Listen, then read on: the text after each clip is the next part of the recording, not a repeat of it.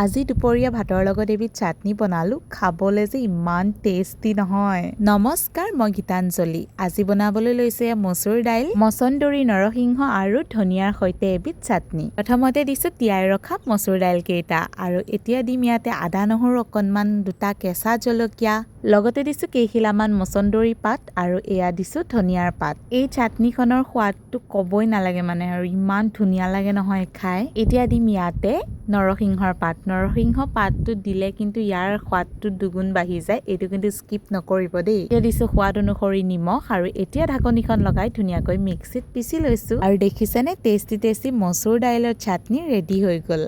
মচুৰ দাইল বটা এনেই খায়ো ভাল লাগে, অইন একো নিদিলেও খাই ভাল লাগে, কিন্তু এনেকৈ নৰসিংহৰ পাত, মছন্দৰী, ধনিয়াৰ পাত দি বনাই খালে আৰু বেছি ভাল লাগে। এতিয়া দেৰি নকৰি আপোনালোকেও এই ধুনীয়া চাটনিবিধ বনাই ভাতৰ লগত জুতি লওকগে। আজিলৈ আহিছোঁ।